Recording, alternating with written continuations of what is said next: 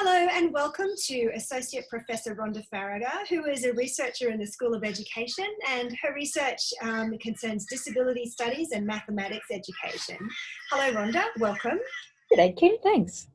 And today we're going to talk a little bit about interdisciplinary research, because you're something of an expert on this now. You don't stay in your lane, as they say.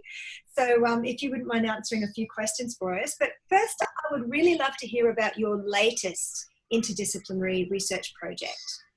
Well, we're pretty excited. It's quite a large team of people across UQ, and it's hosted in the School of Education, and it's in the Medical Research Future Fund scheme.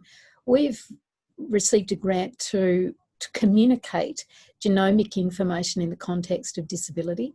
So it lends itself to a team of people. So you need geneticists, you need scientists, you need medical people, but critically you need social scientists, because it's around the ethical, legal and social implications of genomics. And in the disability field, that's huge, because we're looking at end-of-life decisions. So it's really actually very serious. So it's an exciting project. The Commonwealth's given us $500,000, so they also see it as a critically important area.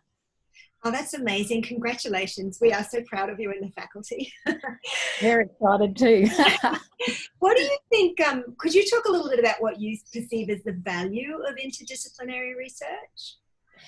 Well, I think it's on the boundaries between disciplines that some of the really interesting and creative ideas come, because you can then apply ideas that have emerged in another field into your own. And I think the opportunity to hear from other people and to think about how what you do can align and come together makes a really interesting research space.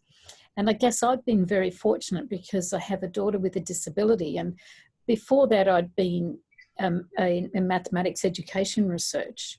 I'd been interested in kids who were struggling at maths, but once I moved into the disability area, I was then introduced to people who had a very different way of thinking about things, and very few in that area had the expertise in mathematics education research in the groups that I was working with.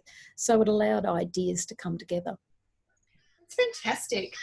Do you run into problems? I mean, I imagine that someone from an education discipline background talking to someone with a discipline background in genetics, that there's a lack of a shared language. How do you communicate across those disciplinary divides? Yes, look, shared language is certainly an issue.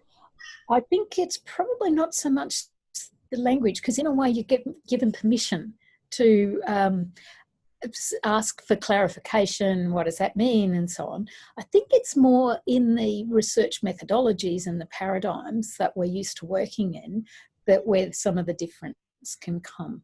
And I remember about case study, because case study methodology is really well established in social science, whereas it comes up as a bit of a conflict in medical research, because they talk about case reports, which are, you know, I've got this interesting patient in front of me, I write some case notes about it and I put that there so that it becomes something that people can talk about, and that's almost anecdotal, and that's not really regarded as good research, which is very different to what we talk about in terms of case study. So sometimes it's more just in terms of language, it's deeper than just the shared language. It's more about an understanding of how we do research, and that things like qualitative research well done might only have 2 or 3 people involved, because sample size is irrelevant.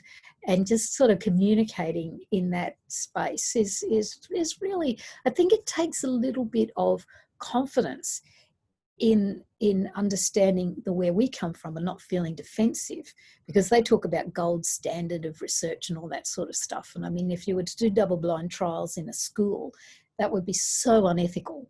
It's certainly not our gold standard of research. So you just have to be confident in the approaches that have been adopted in your discipline to be able to have conversation about what each brings to the table. That's fascinating. Last question. If someone's out there watching this and they think, I really, really do want to do some interdisciplinary research. I've got a great idea, but I don't know anybody in that discipline. Have you got any tips for how to build those relationships? Stay at UQ for one, because one of the wonderful things about UQ is we've got great people in so many different areas. So being a university with that strength across the board is fabulous. And so I think first of all it's about making the contacts and making the conversation. So rather than I've got this research project and cold call somebody and say, look, will you join my team? I think it's the better approach is to say, look, can I buy you a coffee? I'd like to talk to you about the research that you do. And then within that conversation, if you feel that it's, you know, a good match, then you know, gradually talk about your own work. And for me, that's been a really great thing about being here at UQ, that just meeting people and then ideas will just flourish. Mm. That's wonderful. Thank you so much for your time, Rhonda. Have a wonderful rest of the day. Oh, it's my pleasure. Thanks, Kim. Bye.